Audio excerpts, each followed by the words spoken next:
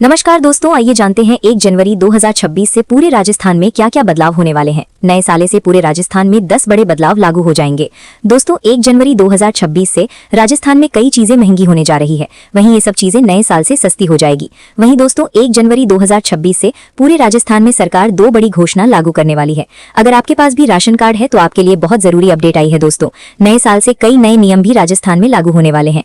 नए साल से किसानों के लिए भी नई घोषणा होने वाली है। दोस्तों, आप भी इस वीडियो को राजस्थान के किसी भी जिले से देख रहे हैं, वीडियो को पूरा देखें। सभी जिलों के लिए जरूरी अपडेट नए साल से आने वाली है। वहीं आप इस वीडियो को अभी कौन से जिले से देख रहे हैं, उस जिले का नाम बताइए। 1 जनवरी 2026 से क्या क्या बदलाव लागू होंगे, उसमें सबसे पहले ये है कि एलपीजी, सीएनजी और पीएनजी के नए रेट लागू। 1 जनवरी 2026 से घरेलू एलपीजी सिलेंडर, सीएनजी और पीएनजी के नए दाम लागू होंगे। हर महीने की तरह तेल कंपनियां नए साल के पहले दिन कीमतों की समीक्षा करेंगी। गैस की कीमतों में बदलाव का असर सीधे घरेलू बजट, टैक्सी किराया और निजी वाहन चलाने की लागत पर पड़ेगा। इसके अलावा अगली अपडेट ये है कि 1 जनवरी से स्मारक संग्रहालय में प्रवेश शुल्क में वृद्धि करने का फैसला। राजस्थान सरकार ने नए साल से प्रदेश भर के संरक्षित स्मारकों और संग्रहालयों के प्रवेश शुल्क में वृद्धि करने का फैसला किया है। ये नई दरें 1 जनवरी 2026 से लागू होंगी। सरकार के इस निर्णय का सबसे अधिक असर राजधानी जयपुर के प्रमुख पर्यटन स्थलों आमेर महल, हवा महल और अल्बर्ट हॉल पर पड़ेगा, जहां पर्यटकों को पहले से 2 गुना टिकट शुल्क चुकाना होगा। जयपुर के आमेर महल को देखने जाने वाले भारतीय पर्यटकों को अब 100 की जगह 200 रुपए का टिकट लेना होगा। भारतीय विद्यार्थियों के लिए प्रवेश शुल्क 50 रुपए तय किया गया है, जबकि विदेशी पर्यटकों के लिए आमेर महल के लिए 1000 रुपए चुकाने होंगे। हवा महल देखने के लिए भारतीय पर्यटकों को 50 की जगह 100 रुपए देने होंगे। छात्रों के लिए शुल्क 50 रुपए रहेगा, जबकि विदेशी पर्यटकों के लिए टिकट 600 रुपए का होगा। इसी तरह अल्बर्ट हॉल संग्रहालय में भी भारतीय पर्यटकों के लिए प्रवेश शुल्क 50 से बढ़ाकर 100 रुपए कर दिया गया है। इसके अलावा अगली अपडेट ये है कि स्कूलों में एक समान यूनिफॉर्म नियम लागू होगा। राजस्थान सरकार ने घोषणा की है कि 2026 से 27 से राज्य के सरकारी तथा निजी स्कूलों में एक ही तरह की यूनिफॉर्म का नियम लागू होगा, जिसमें टाई आदि का उपयोग नहीं होगा। इस फैसले का उद्देश्य छात्रों में समानता और सरलता लाना बताया जा रहा है। इसके अलावा अगली अपडेट ये है कि खनन व्यवस्था में बड़ा बदलाव। राजस्थान सरकार ने खनन क्षेत्र में नए नियम लागू किए हैं। अब खनन पट्टा धारकों को लाइमस्टोन का पंजीकरण भारतीय खान ब्यूरो में 31 मार्च 2026 तक कराना होगा। इसके अलावा रॉयल्टी दरों पर फिलहाल राहत दी गई है, लेकिन नई प्रक्रिया के तहत खनन गतिविधियों का पंजीकरण और निगरानी कड़ा किया जाएगा। इसके अलावा अगली अपडेट ये है कि मोबाइल सिम और केवाईसी नियम होंगे सख्त। 1 जनवरी 2026 से मोबाइल सिम और केवाईसी से जुड़े नियम सख्ती से लागू होंगे। एक व्यक्ति के नाम पर सीमित एसआईएम रखने का नियम प्रभावी होगा। गलत दस्तावेजों पर जारी एसआईएम बंद की जा सकती है। अब हर कॉल पर दिखेगा कॉल करने वाले का नाम। ज्यादातर साइबर ठग खुद को बैंक अधिकारी, सरकारी कर्मचारी या किसी जान पहचान वाले के रूप में पेश करते हैं। इसी धोखे को खत्म करने के लिए टीआरआई ने सभी टेलीकॉम कंपनियों को कॉलर नेम प्रेजेंटेशन यानी सीएनएपी लागू करने का निर्देश दिया है। सीएनएपी के तहत किसी भी कॉल पर यूजर की स्क्रीन पर कॉल करने वाले का सत्यापित नाम दिखाई देगा। ये नाम उसी केवाईसी डेटा से लिया जाएगा जो एसआईएम खरीदते समय दिया गया था। इसके अलावा अगली अपडेट ये है कि किसान 31 दिसंबर तक कराएं रबी की फसलों का बीमा। प्रधानमंत्री फसल बीमा योजना में रबी 2025 से 26 सीजन के लिए गेहूं, जौ, चना, सरसों, तारामीरा को अधिसूचित किया गया है। साथ ही पुनर्गठित मौसम आधारित फसल बीमा में सौंफ, नींबू, आम, टमाटर, तरबूज अधिसूचित की गई है। इन फसलों का बीमा कराने की अंतिम तिथि 31 दिसंबर है। इसके अलावा अगली अपडेट ये है कि खाद्य सुरक्षा योजना से नाम हटवाने की डेट 31 दिसंबर। खाद्य सुरक्षा योजना एनएफएसए से नाम हटवाने की कोई निश्चित 31 दिसंबर 2026 की अंतिम तिथि नहीं है, बल्कि ये एक गिव अप अभियान है जो समय समय पर बढ़ाया जाता है। राजस्थान में ये तिथि बढ़ाकर 31 दिसंबर 2025 कर दी गई थी, जिसके बाद अपात्र व्यक्तियों से वसूली और कार्रवाई की बात कही गई थी। ये अभियान आयकरदाता, सरकारी कर्मचारी या 4 पहिया वाहन धारकों जैसे अपात्र लोगों को स्वेच्छा से नाम हटवाने का मौका देता है, ताकि वास्तविक जरूरतमंदों को लाभ मिल सके। इसके अलावा अगली अपडेट ये है कि जोधपुर की 22 ट्रेनों की टाइमिंग में 1 जनवरी से लागू होगा नया शेड्यूल। उत्तर पश्चिम रेलवे पर पटरियों के दोहरीकरण, विद्युतीकरण और कैपेसिटी बिल्डिंग प्रोजेक्ट्स के पूरे होने से जोधपुर मंडल की 22 ट्रेनों के संचालन समय में 1 जनवरी से आंशिक बदलाव किया जा रहा है। जोधपुर डीआरएम अनुराग त्रिपाठी के अनुसार ट्रेनों की गति में वृद्धि और यात्रियों की सुविधा को ध्यान में रखते हुए मंडल के 5 प्रमुख रेलवे स्टेशनों पर इन ट्रेनों के आगमन एवं प्रस्थान समय में संशोधन किया गया है। इसके साथ ही ट्रेन संख्या 10,562 कामाख्या जोधपुर एक्सप्रेस को अब भगत की कोठी तक विस्तारित किया गया है। इसके अलावा अगली अपडेट ये है कि पैन आधार लिंकिंग अनिवार्य, नहीं तो पैन निष्क्रिय होगा। सरकार ने स्पष्ट कर दिया है कि 1 जनवरी 2026 से पैन और आधार कार्ड का लिंक होना पूरी तरह अनिवार्य होगा।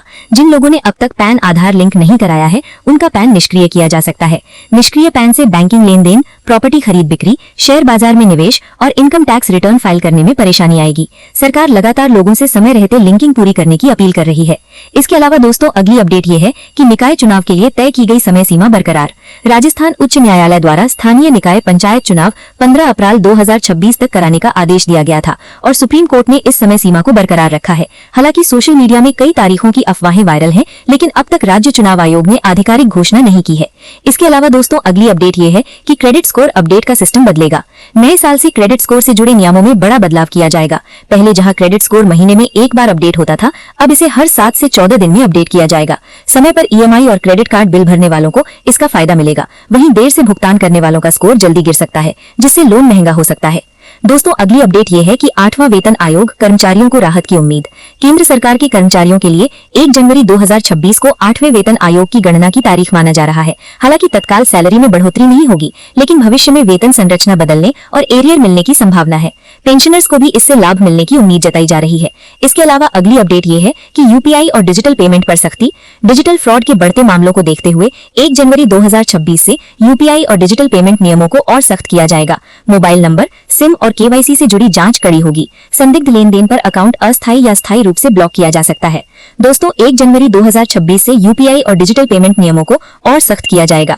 मोबाइल नंबर, सिम और केवाईसी से जुड़ी जांच कड़ी होगी। संदिग्ध लेन देन पर अकाउंट अस्थायी या स्थायी रूप से ब्लॉक किया जा सकता है।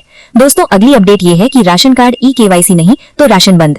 सरकार ने राशन कार्ड धारकों के लिए ई केवाईसी अनिवार्य कर दी है। जिन लोगों ने 31 दिसंबर 2025 तक ई केवाईसी नहीं कराई, उन्हें 1 जनवरी 2026 से राशन मिलने में परेशानी हो सकती है। सरकार का उद्देश्य फर्जी लाभार्थियों को हटाकर सही लोगों तक योजना का लाभ पहुंचाना है।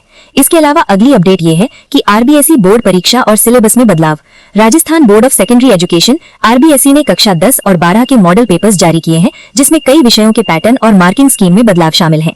कई विषयों में अब 80 अंक थ्योरी आधारित प्रश्न होंगे और परीक्षा का ढांचा अधिक संगठित बनाया गया है। इसके अलावा अगली अपडेट ये है कि किशोर श्रम कानूनों में सख्त बदलाव। राजस्थान सरकार ने बाल और किशोर श्रम से जुड़े नियमों में बदलाव करते हुए 14 वर्ष से कम आयु के बच्चों को किसी भी काम में लगाना पूरी तरह प्रतिबंधित कर दिया है। ये नया अध्यादेश राज्य में लागू किया गया है ताकि बच्चों के हित और शिक्षा पर जोर दिया जा सके। इसके अलावा अगली अपडेट ये है कि बैंकिंग नियमों में बदलाव, लेन देन पर कड़ी नजर। नए साल से बैंकिंग सिस्टम को और पारदर्शी बनाया जाएगा। बड़े और संदिग्ध लेन देन पर निगरानी बढ़ेगी। गलत गतिविधि पाए जाने पर बैंक तुरंत जांच कर सकते हैं। डिजिटल बैंकिंग नियमों को भी और मजबूत किया जाएगा। दोस्तों, अगली अपडेट ये है कि टैक्स फाइलिंग सिस्टम होगा और सख्त। 1 जनवरी 2026 से इनकम टैक्स फाइलिंग प्रक्रिया में बदलाव किया जा सकता है। टैक्स चोरी रोकने के लिए डेटा एनालिसिस और डिजिटल निगरानी बढ़ेगी। गलत जानकारी देने पर कार्यवाही की संभावना बढ़ेगी। इसके अलावा अगली अपडेट ये है कि गाड़ियों की कीमतों में हो सकता है इजाफा। ऑटोमोबाइल कंपनियों ने संकेत दिए हैं कि 1 जनवरी 2026 से कार और दुपहिया वाहनों की कीमतों में बढ़ोतरी हो सकती है।